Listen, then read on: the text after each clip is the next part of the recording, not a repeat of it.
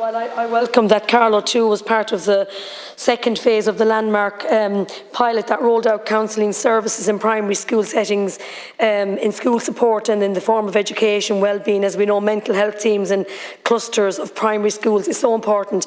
But can I just ask you about the follow-up?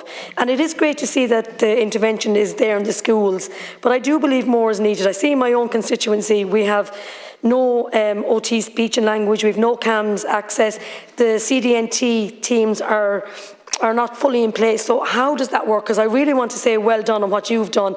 And can I just ask you about the recruitment for the mental health and pilot in the primary schools? My understanding is that it does exclude play therapists. Maybe you might come back to me on that. But again, Minister, a great initiative. I really want to welcome it. And I know in Carlo it's absolutely welcome and well done. Thank you very much. Just in relation to NEPS, I want to be 100% clear.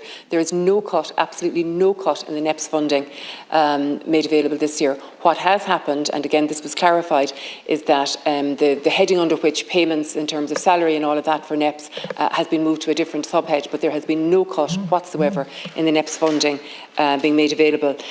Specifically, I want to welcome the very positive endorsement of so many members of the House in relation to this in relation to this programme being rolled out.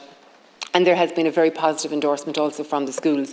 Just specifically, reference was made to play therapists or whatever.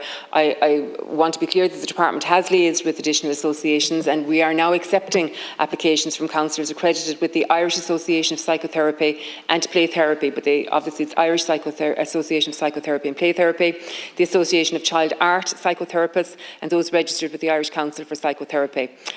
Also want to be very clear that any involvement of a young person in this will have to be signed off by a parental or a legal guardian, as would always be the case. Just also in terms of the different strands, Strand 1, as I said, is counsellor-led. Strand 2, the wellbeing practitioners.